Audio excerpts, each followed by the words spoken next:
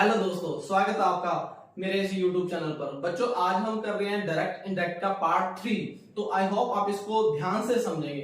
तो आइए करते हैं इसके रूल्स और रेगुलेशन। तो ये रूल बच्चों जो अब हम करने वाले हैं, ये रूल बहुत ही ज्यादा इंपॉर्टेंट है। तो आई सजेस्ट यू कि इनको आप बहुत ही ध्यान से समझिएगा, क्योंकि सारे जो सेंटेंस हमारे चेंज होंगे, जो हमारे डायरेक्ट से इनडायरेक्ट चेंज होंगे, इनके अकॉर्डिंग ही चेंज होंगे। तो इनको आप बड़े ही स्पेसिफिक रूल के हिसाब से आप समझ के चलिएगा। देखिए, रिपोर्टेड स्पीच के जो ऑब्जेक्ट है वो कैसे चेंज होंगे, इनको आपको रटना पड़ेगा, याद करना पड़ेगा इनको आपको। लेकिन इसका एक हल्का सा टैक्ट भी है, एक जो इसका नेचुरल जो चीज है वो भी मैं आपको बताता रहूंगा। देखिए, दिस का बन जाएगा दैट, दीज का बन जाएगा दोस, नाउ का बन जाएगा देन, एगो का बिफोर, दस का सो, टुडे का दैट डे, टुमारो का the next day, following day भी बोलते हैं इसको, और यस्टरडे का बन जाएगा प्रीवियस डे, लास्ट ईयर या लास्ट वीक या लास्ट मंथ का बन जाएगा प्रीवियस ईयर या प्रीवियस मंथ या प्रीवियस वीक।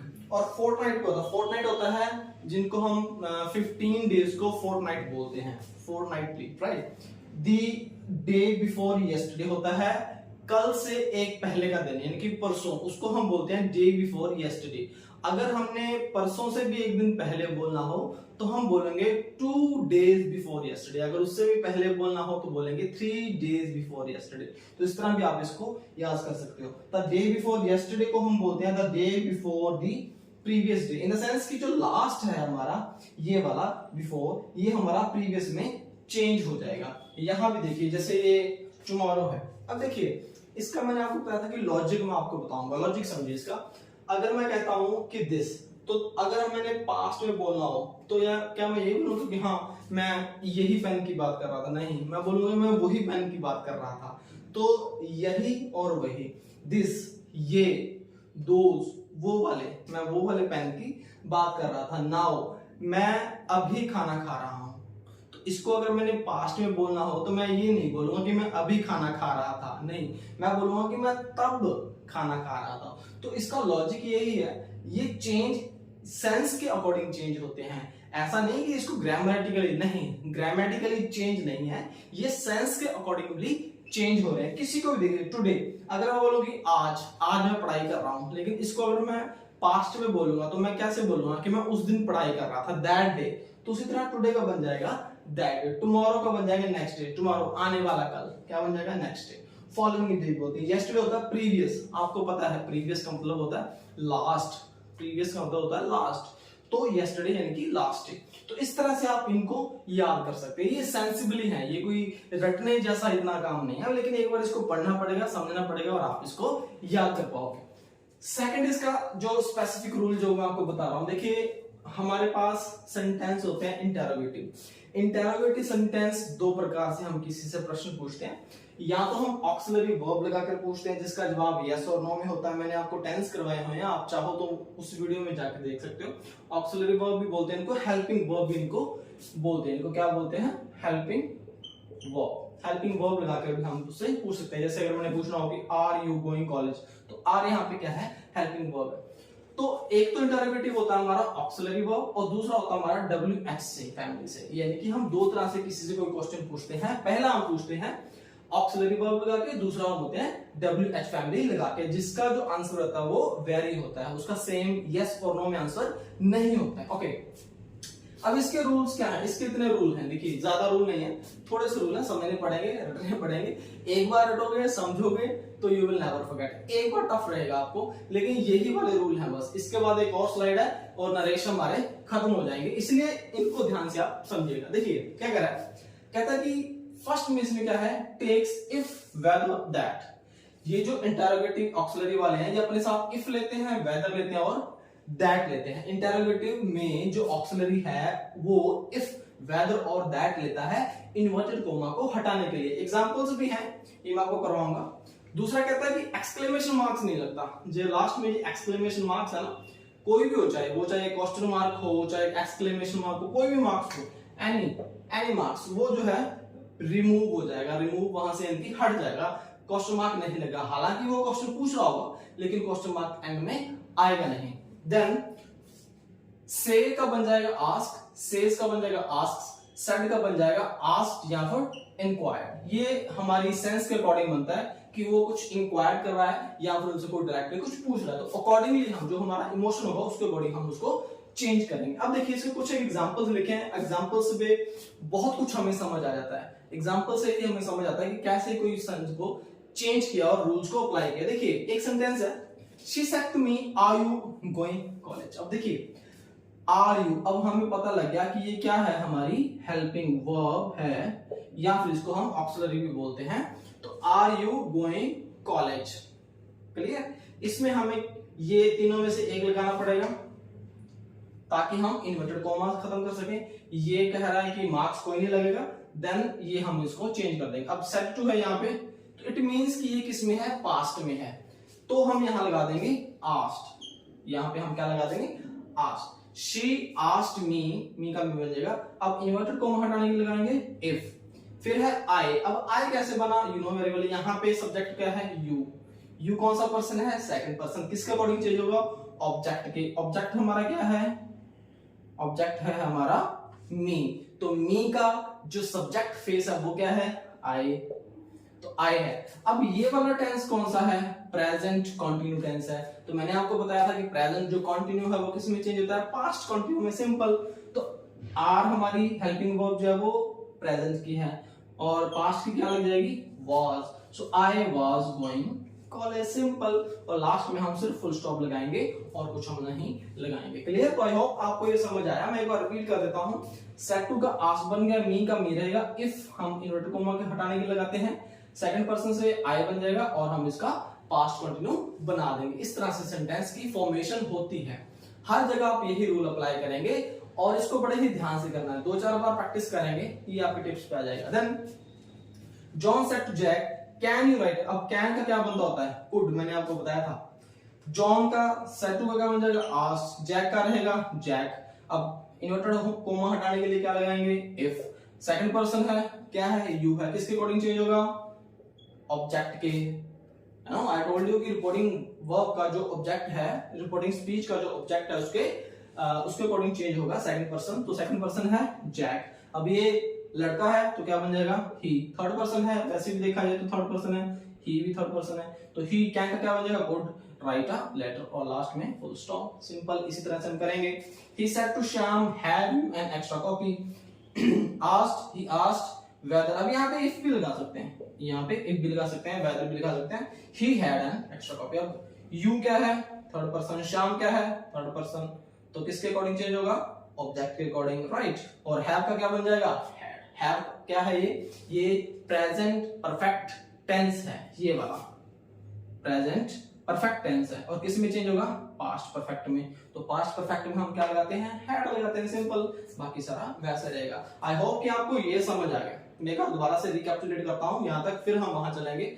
मैं आपको साथ साथ लेके चलना चाहता हूँ। ऐसा नहीं कि एकदम से आपके ऊपर बटन पड़ जाएगा और आप सोचोगे इतने सारे रूल हम तो पढ़ लोगे, नहीं, ऐसा नहीं है। देखिए जैसे जैसे पढ़ते रहेंगे ना आप, स्टेप बाय स्टेप चलते रहेंगे, तो ये चीजें ऑटोमेटिकली आपके दिमाग में आती रहेंगी। इसको इंटरेस्ट बना के चलिए ना, तो आपका इंटरेस्ट भी बढ़ता रहेगा और आपकी नॉलेज, ज्ञान भी आपका बढ़ता रहेगा। रूल्स भी ऑटोमेटिकली आपके दिमाग में आते रहेंगे, राइट। देखिए कोई भी चीज है, स्टार्टिंग से तो वो थोड़ी सी हमें मुश्किल लगती है, लेकिन जैसे जैसे हम करते रहते हैं तो चीजें आसान होती रहती हैं, समझ आने लगता है। ये चीज आपको याद करनी पड़ेगी एज इट इज। ये वाली जो हम रिपोर्टेड जो स्पीच है, इसके जो ऑब्जेक्ट्स हैं, आपको एज इट इज आपको याद करने पड़ेंगे। You can take a screenshot of this if you want to have, right. So you will have to keep this entire concept in your mind the whole time you are solving direct into indirect, right? Then it is interrogative. दो प्रकार के होते हैं हमारे पास interrogative। मैं बता देना चाहता हूं, जब हम किसी से क्वेश्चन पूछते हैं दो तरह से पूछते हैं। एक तो हम हेल्पिंग वर्ब लगा के पूछते हैं और एक हम WH फैमिली से, जैसे जिसमें when, where, why, what, which, how ये चीज आती हैं। ये पहला रूल है और ये दूसरा जो है ना इंटरोगेटिव है। तो फर्स्ट मैंने यहाँ पे इलैबोरेट करके इस चीज को, ये ही रूल अप्लाई होंगे इस पे। देन हम करते हैं हमारा WH फैमिली, जो इंटरोगेटिव का दूसरा पार्ट है। और किस तरह से हम किसी से को क्वेश्चन पूछ सकते हैं, इनमें और इनमें डिफरेंस है, ये समझना पड़ेगा। देखिए WH फैमिली में ये सारे आते हैं, when, where, why, what, which, how, etc. ये सारी चीजें WH में आती हैं। इसमें क्या है, इसमें लगता था if, whether, that, इसमें नहीं लगेगा, इसमें नहीं लगेगा। इसमें WH जो क्वेश्चन पूछा जा रहा है वो ही लगेगा। अगर व्हाट का यूज हुआ है तो व्हाट का ही यूज इनडायरेक्ट में भी होगा। कैसे? दूसरा कहता है रिमेन्स WH फैमिली, वही जो मैंने आपको भी बताया कि अगर व्हाट है तो व्हाट ही रहेगा। Rest, pronoun, tense, reported verb changes same. अब देखिए बाकी के जो चेंज है वो सेम रहेंगे। अगर पास्ट का जैसे प्रेजेंट का पास्ट बन रहा है तो वो सारे चेंजेस इसके अकॉर्डिंग ही रहेंगे, बाकी सब rest all will remain same. इसके एग्जांपल देखिए, Ram said to Ravi what do you want. अब देखिए सेड टू रवि, अब यहां पे हम आस्क्ड ही क्यों लगाएंगे? यहां पे हमने प्रीवियस किया था तब हम सेड टू का टोल्ड बनाते थे, राइट? लेकिन इसमें हम आस्क्ड क्यों लगा रहे हैं? क्योंकि हमने यहां सेंस देखनी है, आगे भी पढ़ना है कि ये किसी से क्या पूछ रहा है, क्वेश्चन पूछ रहा है, इसलिए हम यहां पे आस्क लगाएंगे। या फिर हम ये भी लगा सकते हैं इंक्वायर, कि इंक्वायरी कर रहा था, पूछ रहा था। Ram asked Ravi what he wanted. देखिए वांट क्या है? हमारा प्रेजेंट इंडेफिनिट है, किस में चेंज होगा? पास्ट इंडेफिनिट में। पास्ट इंडेफिनिट में हम कौन सी फॉर्म ऑफ यूज करते हैं? सेकंड। तो ये क्या बन जाएगा? Ram asked Ravi what he wanted. Ram ने पूछा रवि से वो क्या चाहता था। सेंस इसकी भी वही है, राम ने रवि से कहा वो क्या चाहता है। राम ने रवि से कहा वो क्या चाहता था। ये बात पास्ट की ही हो रही है, पास्ट में ही हो रही है। अगर यहाँ पे सेड टू लग गया तो अगर से है तो सेम रहेगा। Then she said to me, अब देखिए ध्यान रखिएगा, how many books you have. उसने मुझसे पूछा।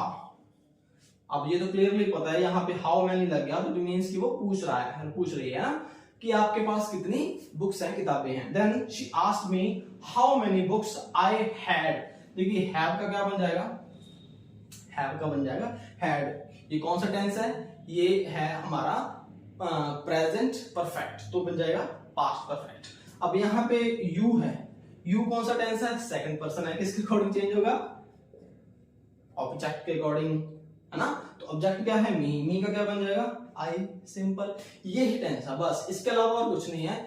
इसको देखिए स्लोली ग्रेजुअली करेंगे ना तो ये दिमाग में बैठ जाएंगे, ज्यादा टफ नहीं है। अब ये रूल हो गए, इसके अलावा सिर्फ एक और रूल हमारे पास रह रहे हैं, वो रूल आप याद कर लेंगे तो हमारे जो इनडायरेक्ट और जो डायरेक्ट सेंटेंस है उसको नरेशन में बोलते हैं, तो ये कंप्लीट हो जाएंगे।